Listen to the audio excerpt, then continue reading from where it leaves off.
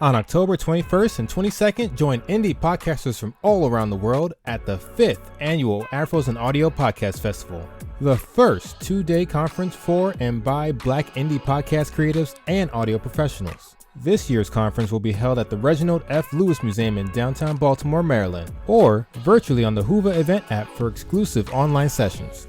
Stay with us at the Renaissance Harbor Place Hotel and experience 2 days of panels, workshops, networking opportunities, and live entertainment for aspiring, new, and established podcast creatives. Don't miss one of the most anticipated events in the podcast industry, committed to community and collaboration since 2019. Learn more and purchase your tickets at afrosandaudio.com. See you there.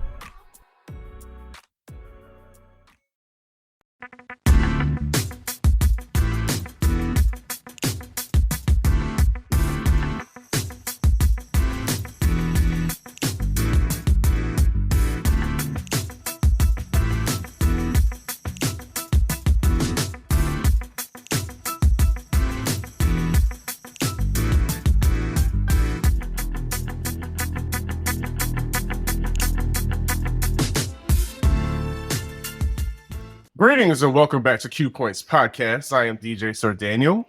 And my name is Jay Ray, sometimes known by my government as Johnny Ray Cornegay III. What's happening, people? Q Points Podcast is dropping the needle on Black music history.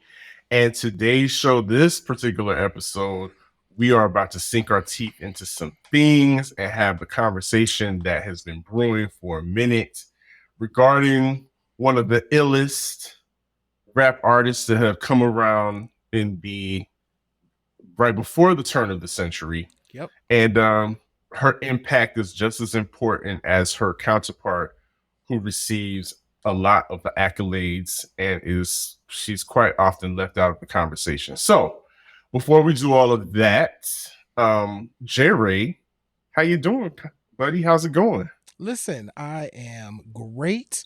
I will be going on family vacation this week. Ooh. We are going to be headed to Myrtle Beach, South Carolina. I will be there for a week. And it's time away, yes. I'm still going to be like doing stuff and working. But it'll be nice to kind of be in a different city. Go to the beach every once in a while and just kind of sit around. I'm looking forward to that. And I am planning to at least veg out at least 1 or 2 days on this vacation. So I'm looking forward to it. How are you? How you doing? I'm fantastic. I'm glad to hear that you're going on vacation because you work a lot. If the definition of burning both ends of the candle has a picture of Johnny under it, smiling and waving at you right now in the Webster's dictionary. And I'm very happy that you're taking time for yourself because you definitely deserve it and you need it. You need it to take care of yourself holistically. But I'm actually pretty good. I got another birthday coming up. You do. It's right around the corner. It really crept up on me this time. I was like, oh, my friends were asking me, so what you gonna do for your birthday? I was like, oh shoot, that's right. It is my birthday coming up. So We'll see. We'll let you know. You'll get a message on the bat line about what's happening as far as the birthday is concerned. But other than that, I am super excited to be doing another episode of Q Points. Want to give some love and a shout out to Jason Randall Smith. We had an absolutely wonderful time on the past couple of episodes, having him be a part of the show. He literally is Q Points family. Mm-hmm. Like, he's definitely part of our tribe. And J Ray, I think a lot of people want to know how they can be down. So I think it's up to you to let them know how they can be down and become part of the Q Points family. And just, revel in what it means to be a Q Points family member. Yeah, I'm glad you mentioned Jason. That was a lot of fun having Jason around. And hopefully all of y'all enjoyed those shows too. So for y'all that are listening or for y'all that are watching, make sure that you go back and check out the shows with Jason Randall Smith, where we talk about UK soul and hip hop and trip hop and drum and bass, because it's eye-opening and dope. But how can y'all be down? As Sir Daniel said, First and foremost, y'all are already doing the things. So you are right here either listening to the show or watching the show. So wherever you are, go ahead and hit the subscribe button.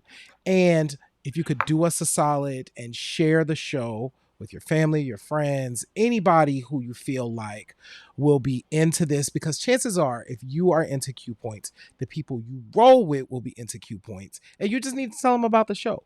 So we would appreciate it if you do that. In the chat for this show is Carlton. Carlton is one of our day ones. Carlton is always talking about Q Points, and we appreciate him so much for that. Rocking the Q Points gear when he's out. We appreciate it. We see it. We love it. And it helps people to discover us. So definitely do that. You can join our mailing list for free as well at magazine.qpoints.com. That's a good way to stay up with content for the show. And you can visit our website and become a member if you want to at qpoints.com, and you can just click the subscribe button there and you can become a member. And those are some great ways. You can also shop the store at store.qpoints.com. If you visit the website, all those links are there too. So however you can be involved, great. But honestly, just listen to the show, watch the show. If you want to go a step further and share the show, that's great. You ain't got to spend nothing. It would be awesome, but you don't have to. We just like y'all here and listening and hanging out with us. So there you go. Like J Ray said, you can love on us for free.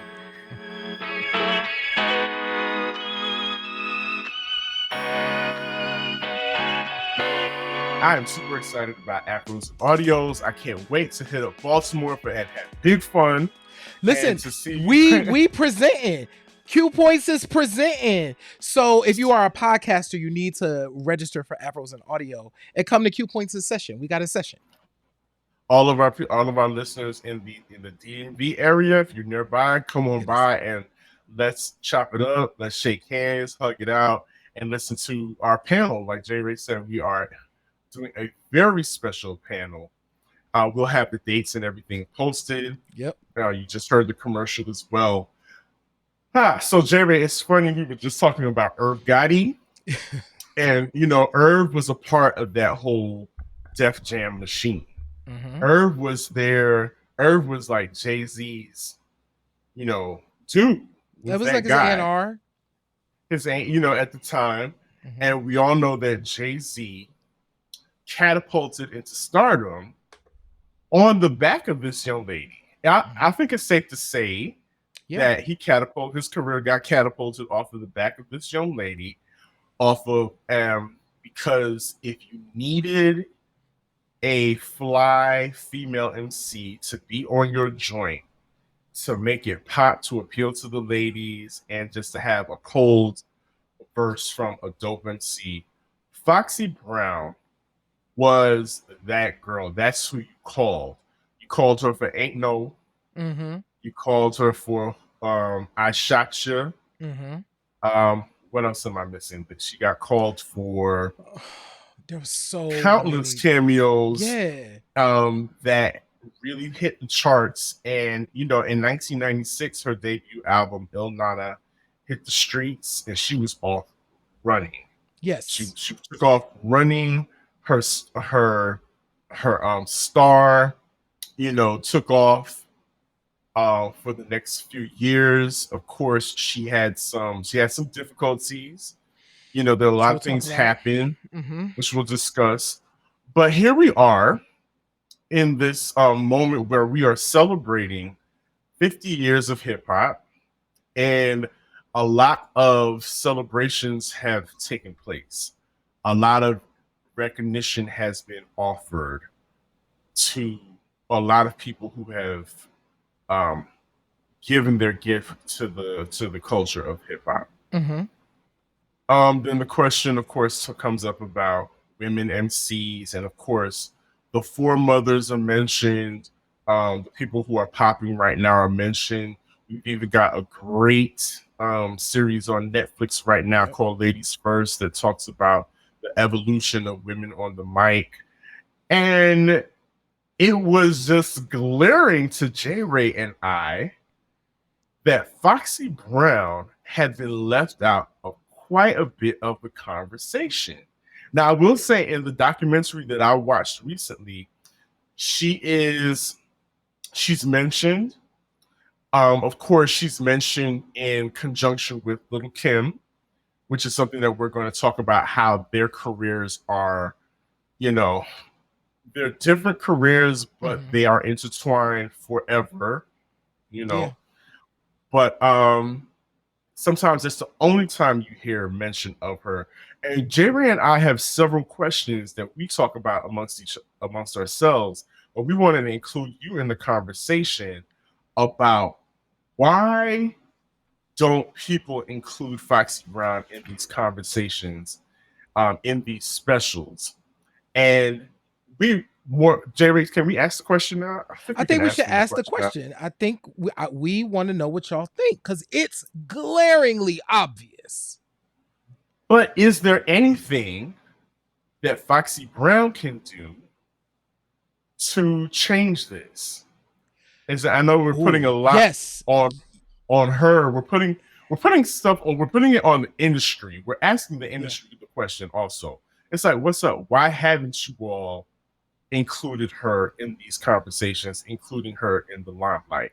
Now, and Jay, I'm gonna let you're gonna hop in here, but I will say that there was a host made recently a tweet from a writer who, from Essence magazine, if I'm not mistaken, reached out to Fox because I believe that Essence has a special cover coming up regarding the 50th anniversary of hip hop, and of course wanted the women to represent. And apparently she turned it down. She turned down this opportunity. And that's just one instance in a history of instances that we think has shaded or colored how people view Foxy Brown in this industry and in this culture. So I am going to play devil's advocate, which I never do. But something just occurred to me.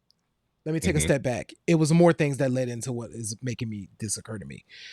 Okay. So coming into this conversation, I was like, let me just find some random Foxy news. And I specifically started my search in the China Doll era, because of course we had the conversation around Foxy's first album when we did the 25th anniversary of Il Na Na and Hardcore.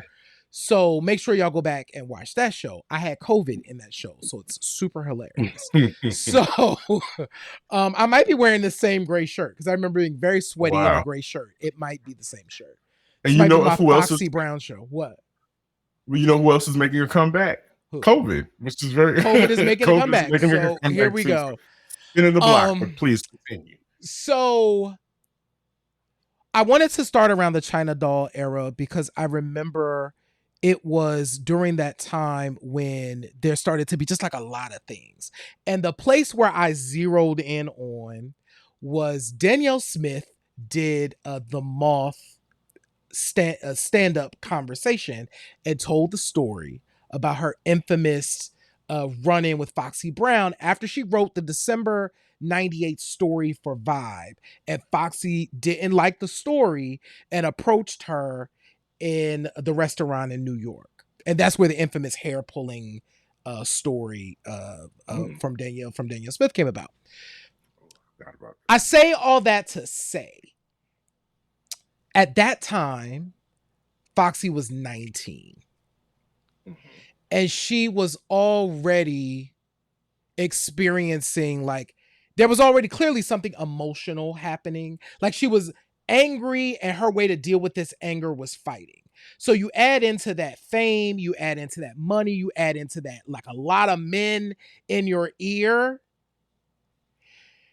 and just a lot of hoopla. So the next thing I read was this New York Times article where it was like, hanging out with Foxy Brown. And it was like crazy because there's like this white man who is like running this nonprofit, and there's like random groupies and there's corrupt and there's like a lot going on, and they're trying to feed Foxy, and Foxy wants to eat and she wants to listen to music. So people are just making call. It's batshit crazy. And I'm like, if this is 19 and 20-year-old, this is your experience. Mm-hmm. How do you, my question is, do we really know what the industry did to her? Yeah. Oh, that's a fantastic. I don't know that we know. I don't know that we know, because she's never talked about it, what the fallout is from being as big as you can be in a 5-year span. This is a very short period of time where you are very big to not being visible at all. At all. I love that question. I love that question because oftentimes we do not look at our Black celebrities, our Black girl celebrities, as humans.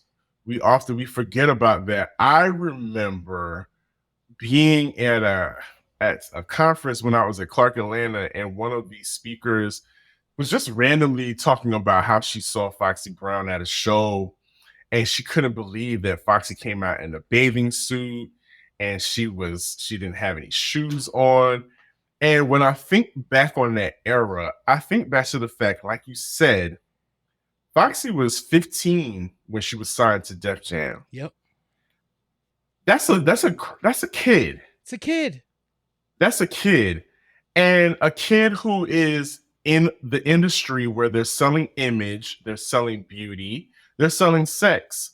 Of course, they're going to put her in, make her as scantily clad as possible. And here's what thing that people forget, right? People always will put Foxy and Kim in the same conversation, but Kim is 5 to 6 years older than Inga. She was a woman. Yep. Kim was a grown woman who had lived quite the life already in her 3 short years, and she could make those decisions. She came to the table with that styling and said, "This is what I want to look like." They grabbed a hold of this girl who literally came to them in oversized Karl Kani shirts and, a rope chain and some Timbs from, straight from BK, and put her into all this glamour, right? And so, but people, us, the audience, you listening, criticized the hell out of this girl and blamed her for how she looked, blamed her for the clothing that she was wearing. And I think about now about all the stuff that Lotto and the City Girls and the things that these young ladies are going through. It's a story that really has not changed. Nope. It really has not changed. And the only thing that's different now is these young ladies today can control their narrative. They've got instant access to their fans and their supporters and have no qualms about saying what really is happening with them and speaking their mind directly to their audience.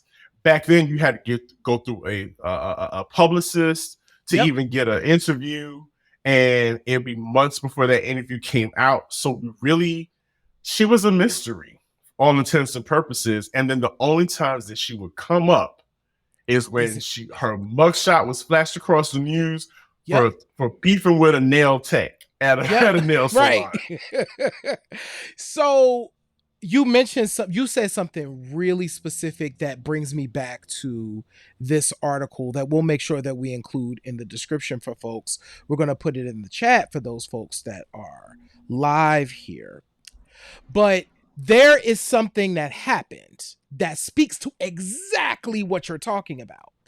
So Foxy, this is China Doll, comes out, and they're celebrating. That was the crazy night that I was talking about, where everyone's trying to get Foxy food and music and whatever.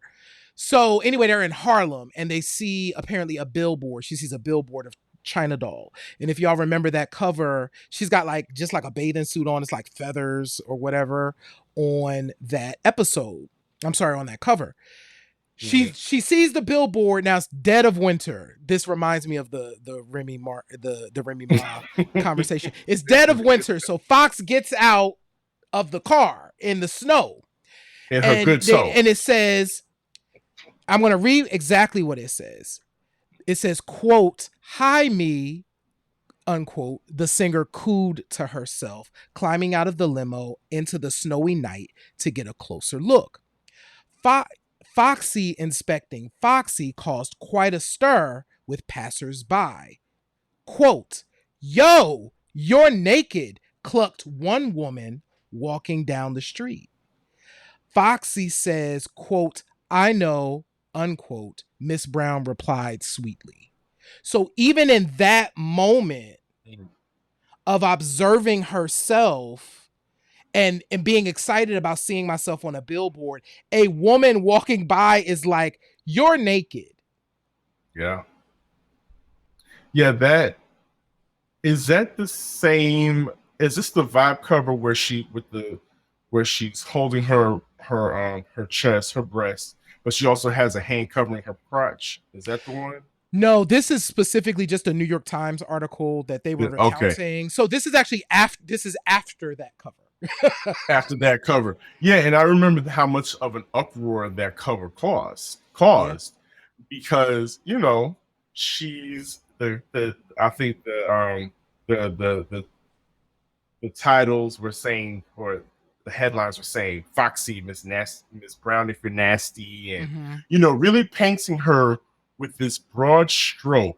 And I want to call back something that you spoke earlier about how she never has really told her story, but we've caught glimpses.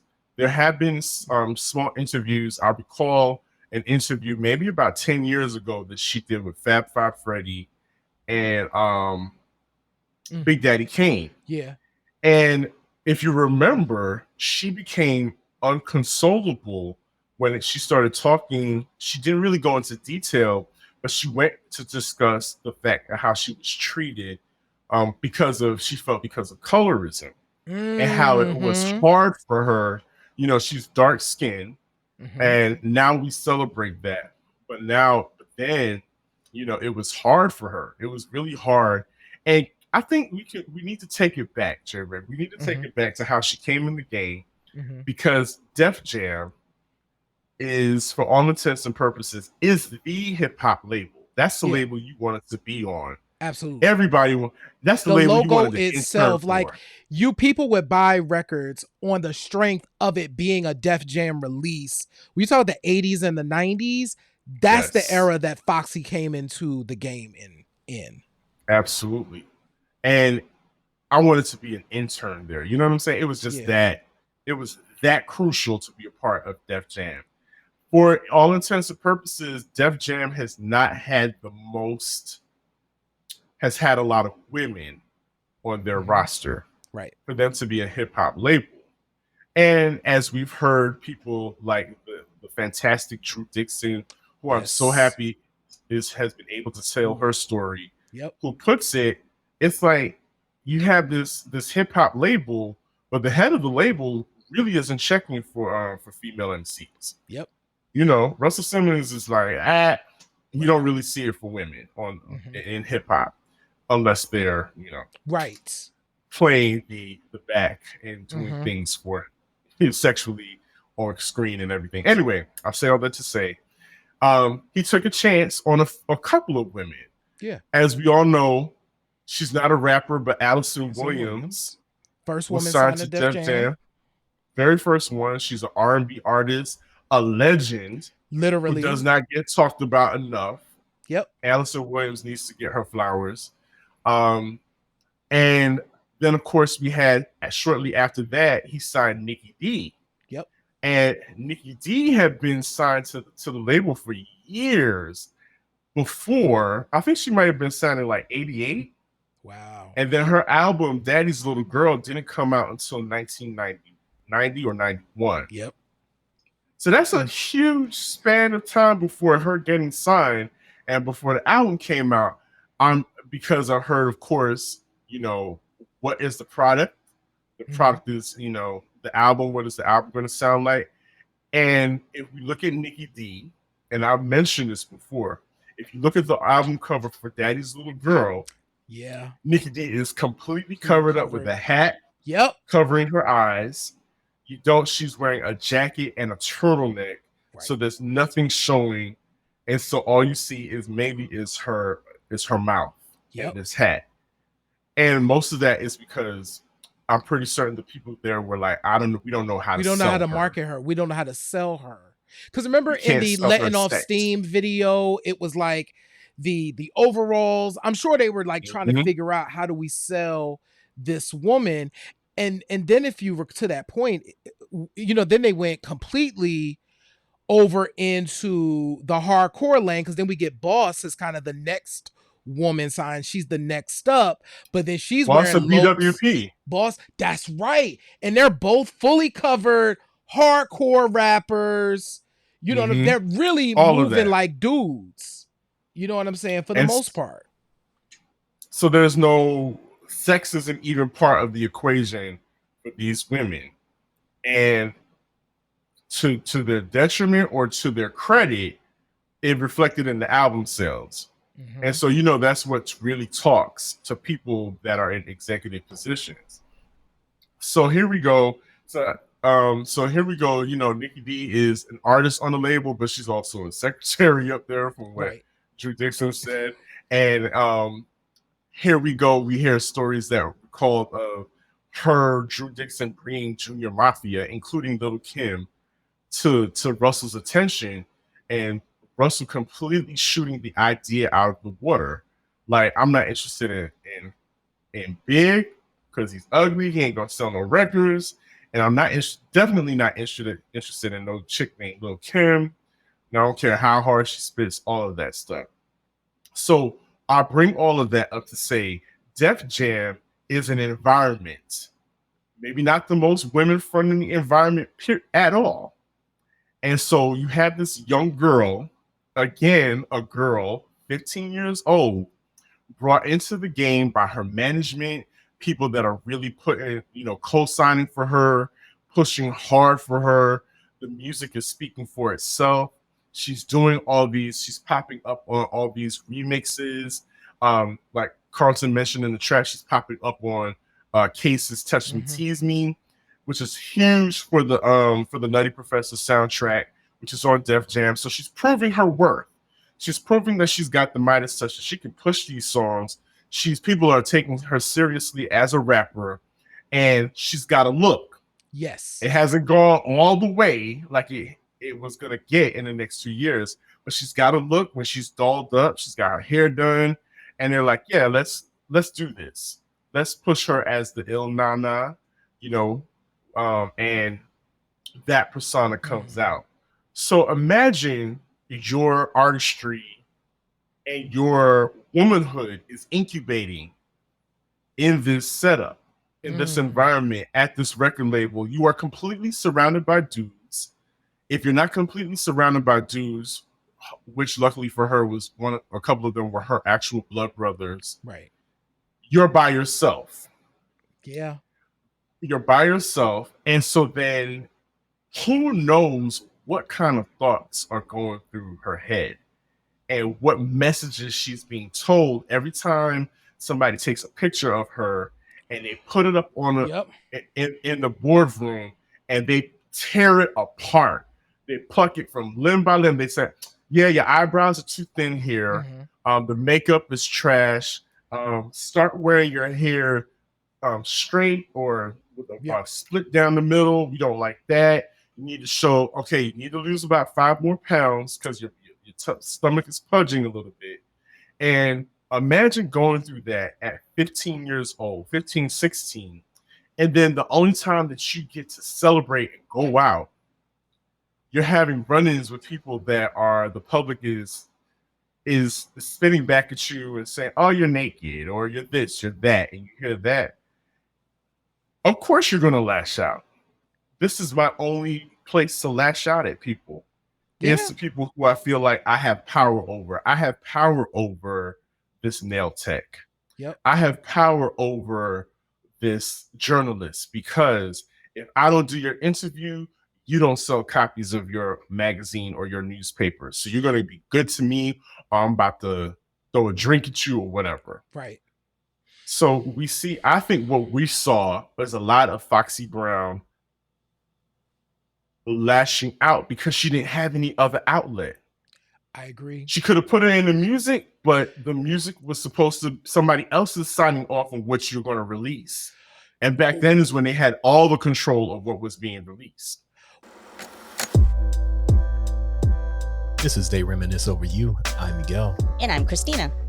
They Reminisce Over You is a podcast that celebrates and honors the best in music, movies, and TV from the past. We get into the careers and legacies of some of the biggest names in hip-hop, R&B, and pop culture. From discussing the groundbreaking music of Missy Elliott and Mary J. Blige, to exploring iconic moments in TV and film like the chaos at the 95 Source Awards. They Reminisce Over You has something for everyone. So join us as we reminisce over the artists, movies, and TV shows that have shaped our lives and continue to influence popular culture today.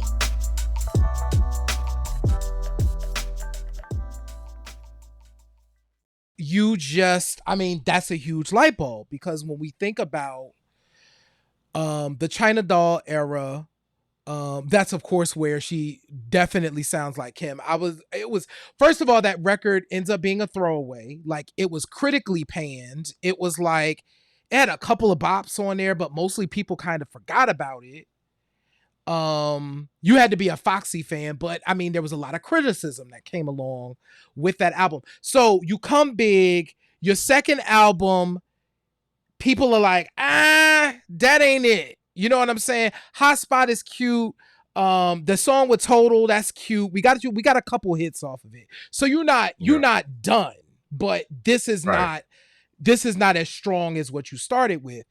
But you brought up something really important, because that first record and then you get the second record, people are really in control. But by the third record, she's really kind of into her own. So by the time Broken Silence hits, she's all over, definitely all over those liner notes. It feels like it's a more personal album. She's talking about what's happened in her life at that point.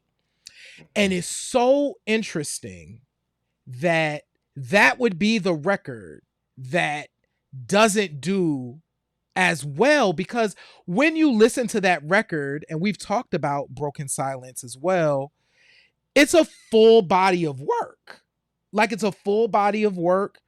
There are joints on that record that definitely still hold up, but if you listen to it, it's really almost like her pouring out. She talks about suicidal ideation and a suicide attempt. She talks about disappointing her mother. That cover you talked about where she's holding herself and grabbing her crotch, and how that really disappointed her mom, and how she's how she's reflecting. That's what we want our artists to do. And it's almost like we punished her for doing it. Well, I've shared with you my theory about about Broken Silence and why it didn't do what it was supposed to do. So, two things. Well, one, okay, we're going to talk about the album and how it sold or didn't sell. The buzz single that was released was BK Anthem. Again, if you're a Foxy fan, you are like head nodding. Yes. BK Anthem is a bop. It's a bop. BK Anthem is rugged, right? So you're excited about the album. And then she comes full circle to her a reggae moment where she taps into her island side, which I always thought was funny because her family's from Trinidad, but she's completely doing this Jamaican thing, right? But she's doing it well. She's very, like, her patois, she's well connected with the dancehall community. She's dating Spragga Benz at the time. Well, no, was she? Yeah, I think she was dating Spragga Benz at the time. I'm thinking about. We'll talk about Corrupt and those other things in a minute. But she's dating Spragga Benz at the time, so she's tapping into the dancehall thing, which is very smart because nobody else was doing anything around that except for maybe Shine. Yep. And Shine, of course, had come along, and Shine is a part of another conversation that we're going to have regarding Foxy Brown in a second. So she's tapped into that, and Oh Yeah is a dope single. Yep. I know it was killing in the tri-state area. The clubs up top probably were rocking to it. It was doing okay down here in Atlanta, down in the South. It was doing okay. And she was going around, she was making around, she was on 106 in Park, did a really dope performance on 106 in Park and everything in Jersey in the throwback cut-up dress and everything. She made her appearances on Rap City, spitting freestyles. She looked great. She looked great. The album cover was beautiful. I was working at HMV at the time when we finally got it. We had a great display up and had all the face facing displays with all of her CDs all in one place so that people can get it. And then it was like, okay, it's released. The one thing did happen, it got pushed back a few times. It got pushed back a lot. It got pushed back a lot. Then when it finally came out, September of 2001. So it finally came out a week before 9/11. Yeah. So because it was supposed to come out before then. It was supposed to come out months before that, but finally comes out September of 2001, and it drops like a week before 9/11, and the whole country is shut down. Everything is shut down. Traveling, nobody's going on tour. All the radio stations, because I was working a radio too at the same time, programming, everything was around healing the country and what we're doing to band together as a country in this national tragedy that we've all experienced, this national trauma that we've all experienced at the same time.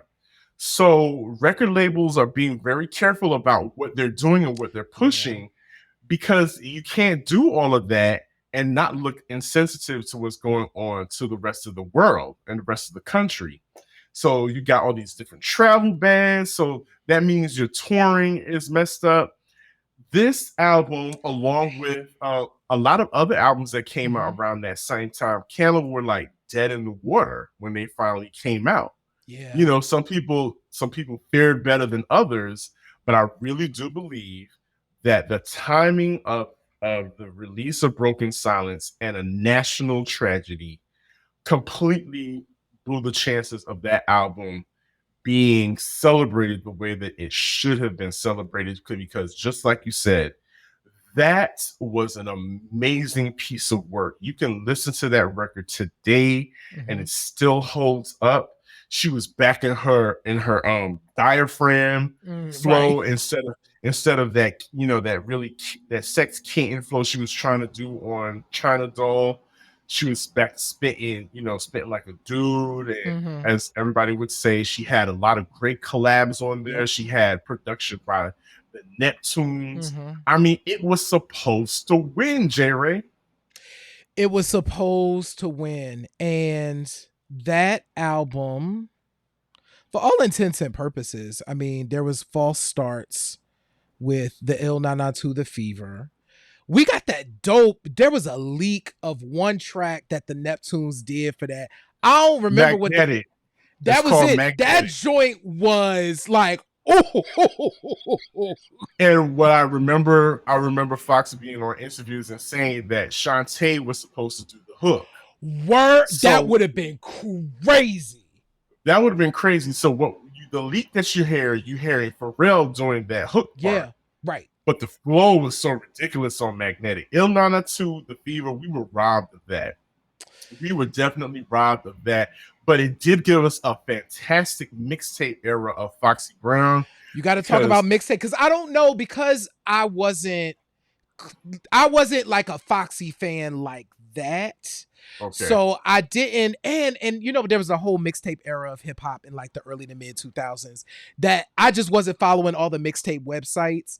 So I know that there's the legend of mixtape Foxy era. Listen, mixtape Fox was a problem. I remember remember Nori's Nothing record was a huge record for him. Mm-hmm. And Nori had her on the remix, and I think that was the beginning. So any radio station she was up, she would be on with Flex. She would be on with all the jocks that you could think of, Clue, and she's just dropping freestyle after freestyle after freestyle.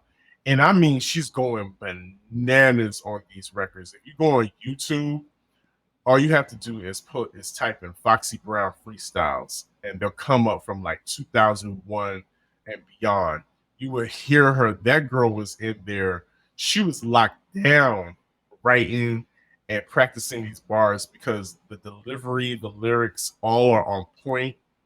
And it reminded me a lot of her, where she was in her relationship with Jay-Z, because I think we start to see a change in that relationship, and how Jay-Z started has taken off, and he's becoming his own person, his own hip-hop star, and kind of leaving her behind for all intents and purposes. He's got all these other ventures.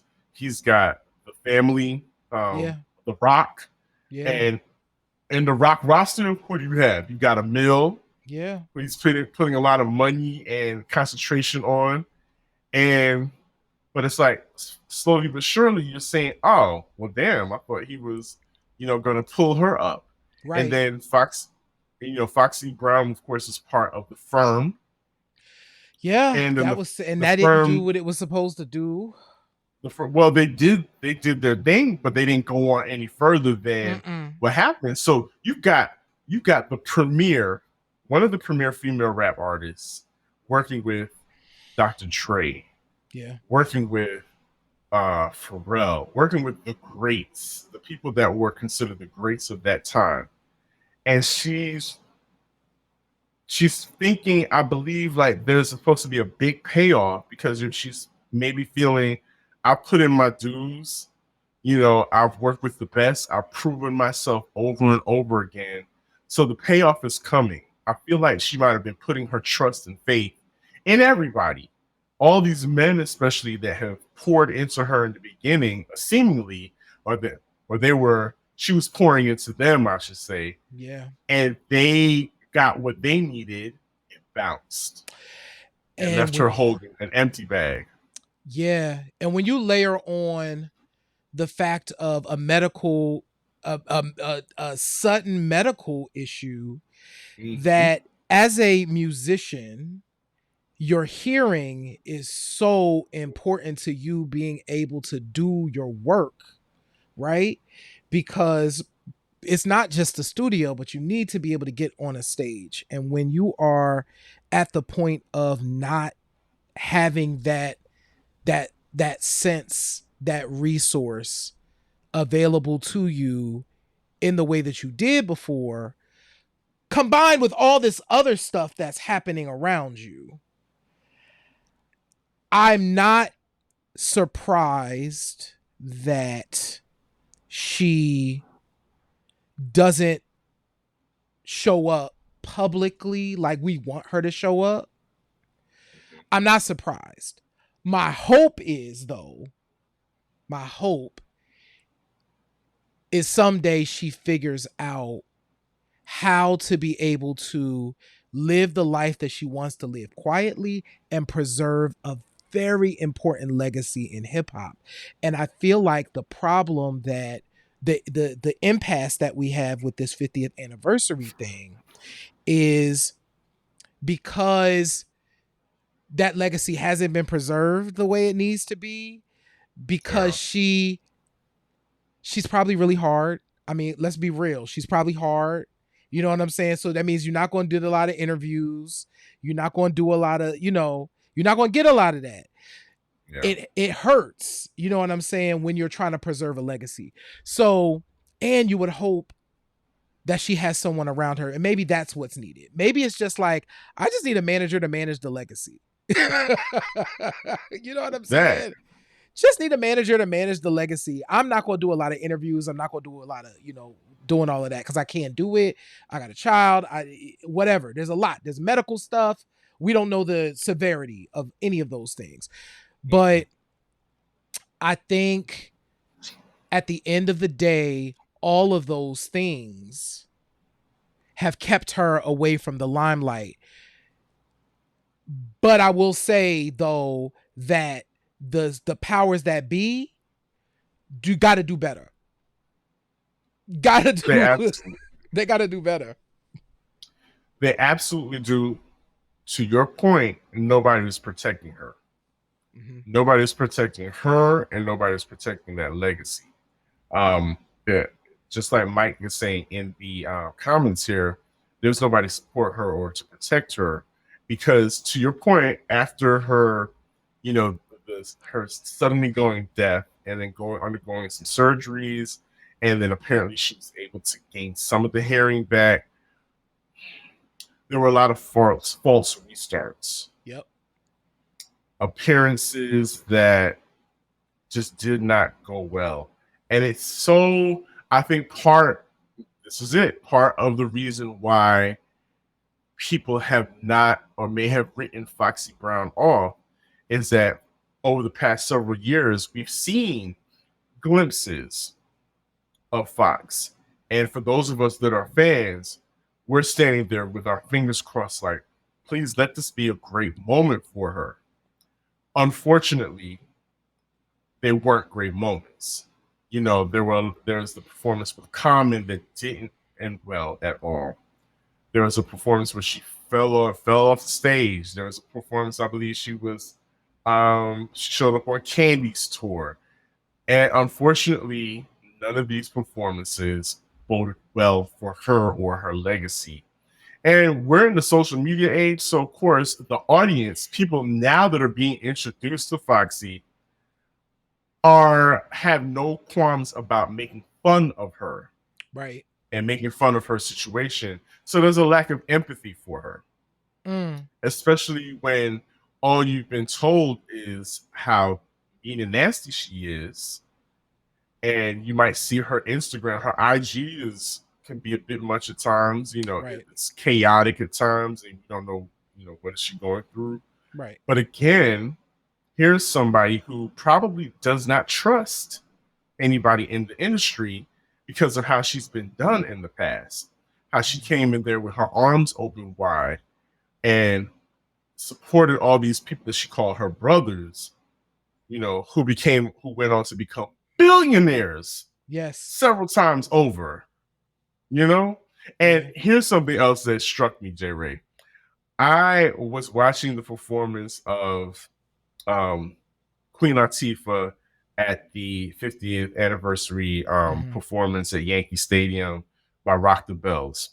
And they've done this before, so she's called upon, the ladies that were there, like Yo-Yo, MC Light, Remy Ma, Rhapsody. They will all come on stage together for her performance of Unity, UNITY. Right. And it's always a beautiful moment. It's lovely. At times when Kim is available, Kim will be right there on stage with them, Brat, all of them. And then, we got to talk thank about you, that. Keys. We're going to talk about that too. Thank you for reminding me. So, imagine those performances are seen worldwide. Yeah. And there's no trace of you.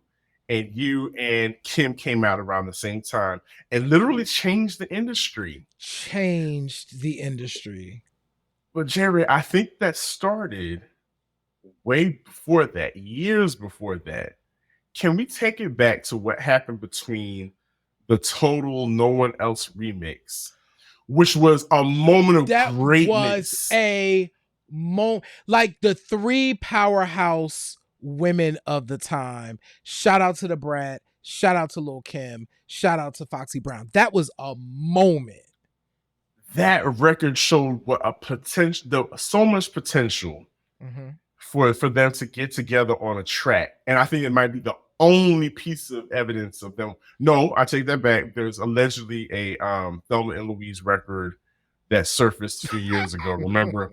Right. So, but the No One Else remix is a shining moment showing that they all three could sound dope on a record together, right?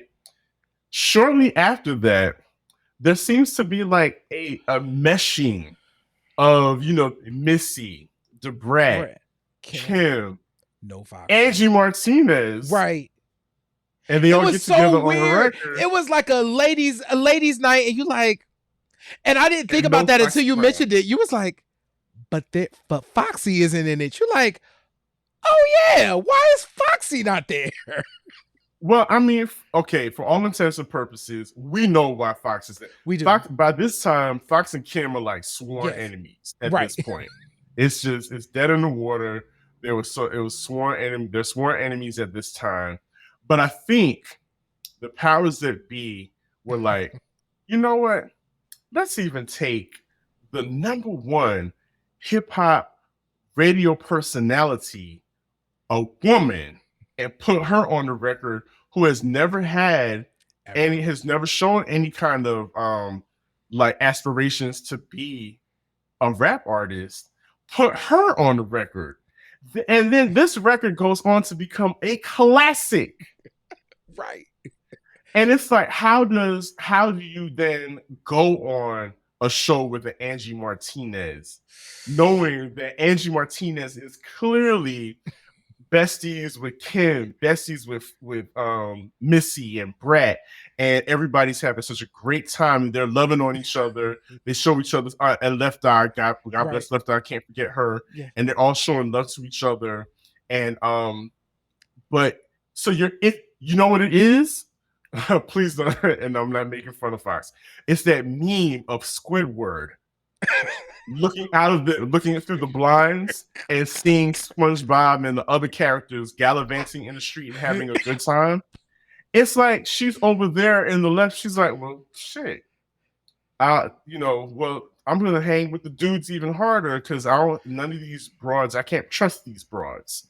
And even when she makes friends with other female rappers, it doesn't last long because she was rocking with Charlie Baltimore for a minute, and then they fell out real quickly when Charlie Baltimore and Eve got together on a record. And of course, Eve is a sworn enemy of Fox because of the whole corrupt situation.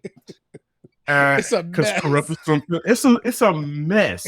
So can imagine this? It's not only just hip hop, but it's also a lot of high school drama, and a lot of alliances are forming. And it's like, I don't have no friends out here. So I can only imagine what that does to you. And then finally, somebody who seems to have a little clout and who's got a lot of popularity is shouting you out. Yeah. And saying that, that's my inspiration. You're like, let me go over there. It's like, oh, the biggest female rapper in the game right now is calling my name and says that she loves me and she's Trinidadian. Of course you're gonna latch on to that. And you're gonna take sides and you're gonna ride for Nikki. Because Nikki is shouting you out and saying that she loves you and whatnot.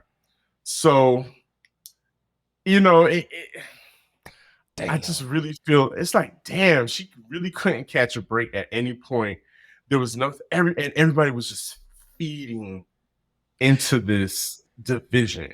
Well, that's the thing. And it goes back to, Keys said the thing in the chat, no girlfriend, like she ain't got no girlfriends.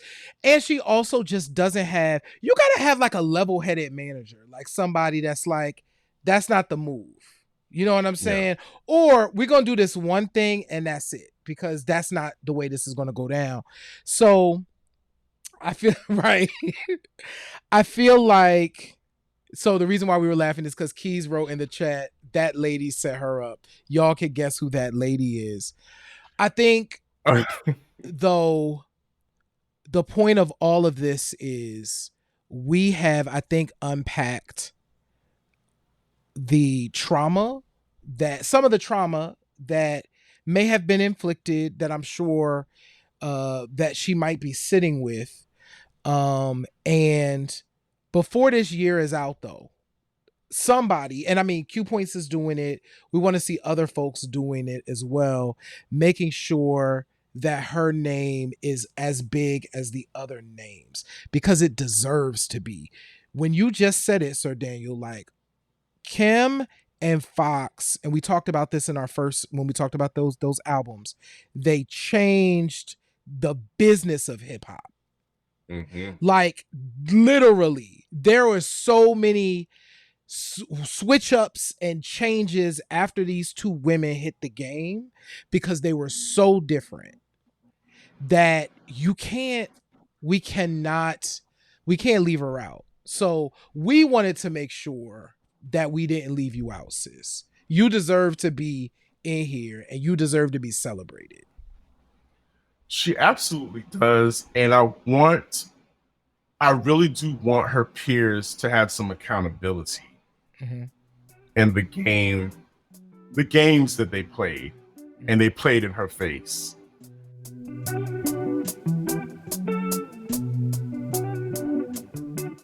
Okay, let's just say it. I'm gonna say it. We talked about this. I want to acknowledge the role that what is he calling himself now?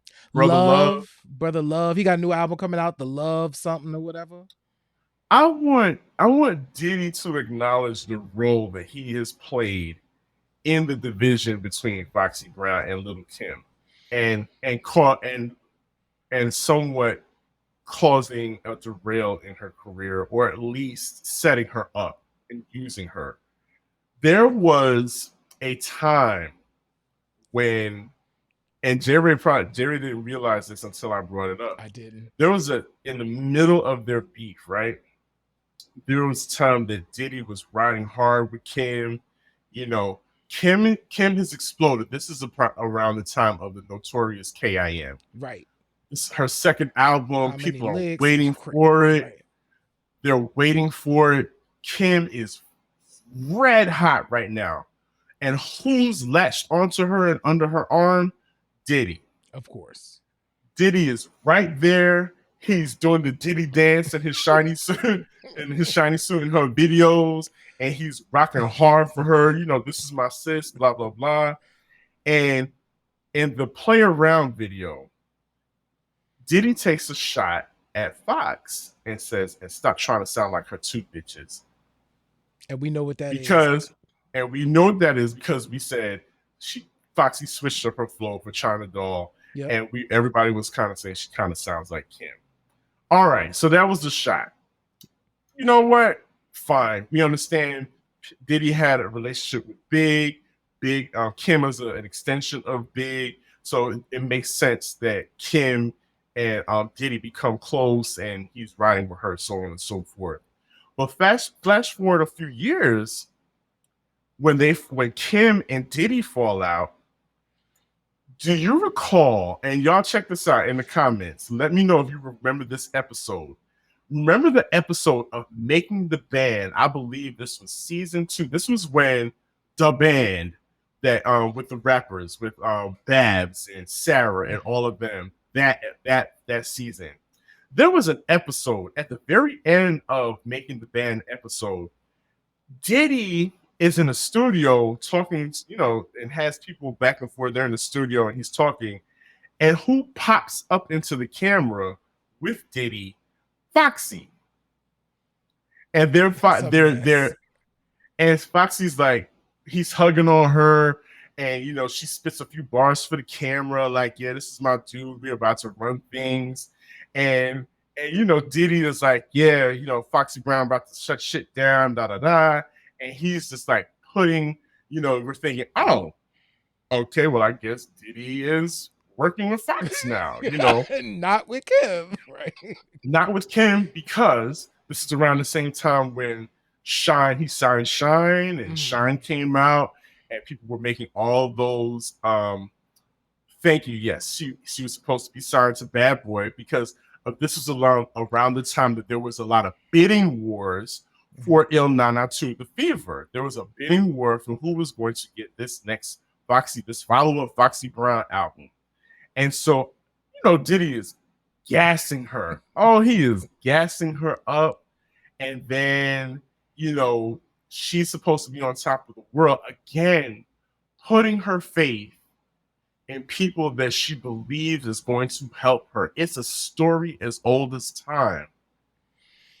Knowing that it's not foreign to Diddy to attach himself to a young femme fatale, because here we are, fast forward 2022, 2023, who is Diddy and his grown ass self sitting up under? Carisha of the City Girls, who is the hottest chick in the game at this time. So I'm not here to take anything away from Diddy, but as keepers of this culture and what Q Points does, dropping the needle on Black music history, we gotta point shit out. We gotta point out wrongs things that could have been made right, and people that could have changed somebody's life significantly and really help people out. Now, I could be completely wrong, and behind the scenes, this man is helping this young lady out. All these people that have been in her life in the past are now supporting her. I could be wrong, and they could be doing it behind the scenes. But it just feels like those people still have some say in what happens in the industry today.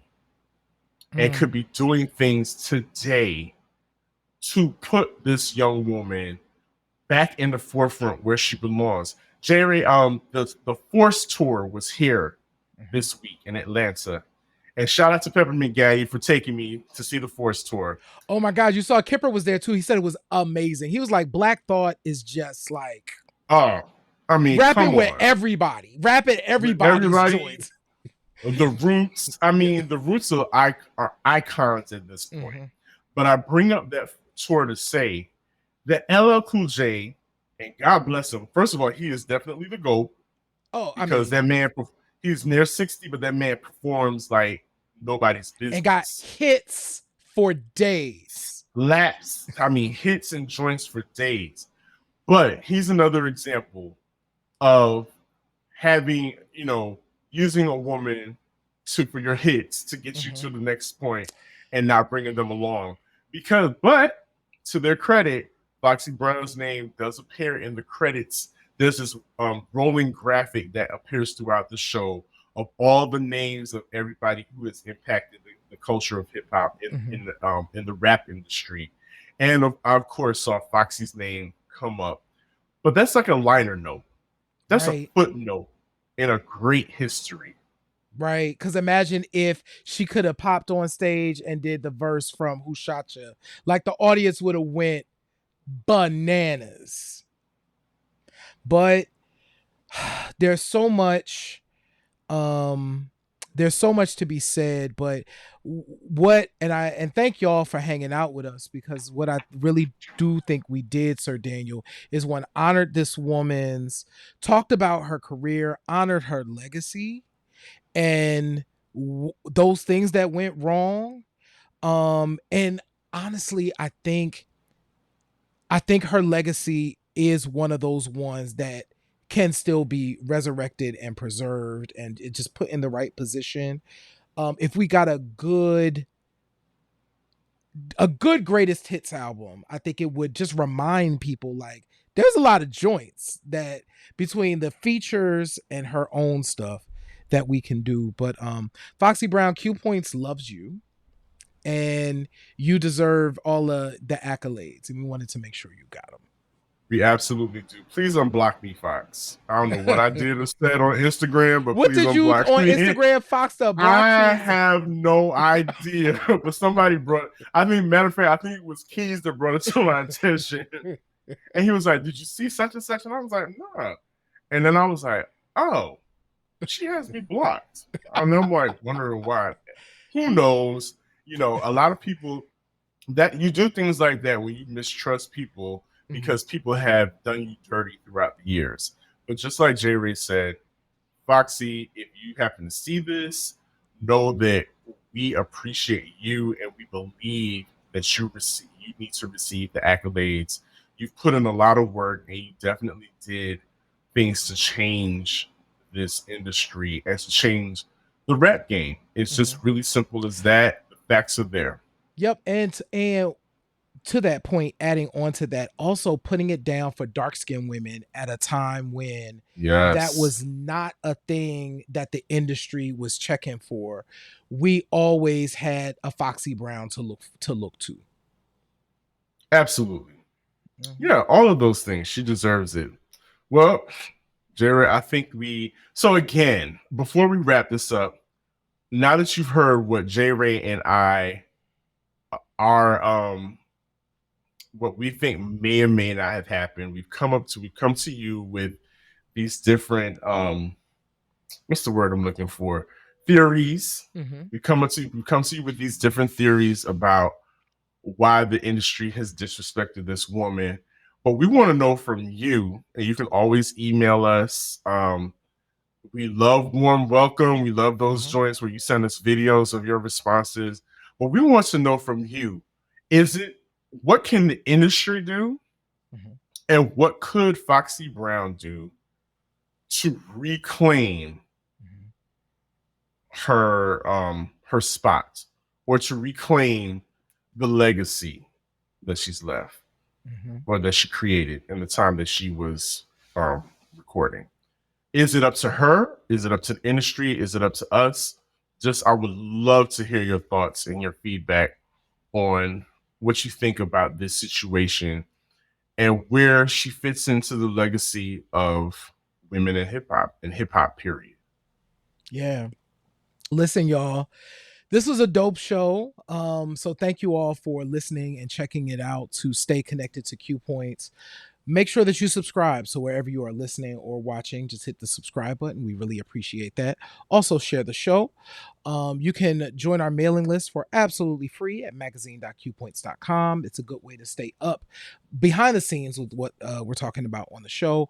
And you can also become a member. Go to our website at qpoints.com, hit the subscribe button, and become a member. And you could also shop our store at store.qpoints.com and get you some fresh merch. I love it. I love all of that. I love all of you for listening. J. Ray, what do I always say? In this life, you have a choice. You can either pick up the needle or you can let the record play. I'm DJ Sir Daniel. My name is J. Ray, y'all. And this has been Q Points Podcast, dropping the needle on Black music history. We will see you on the next go round. Peace. Peace.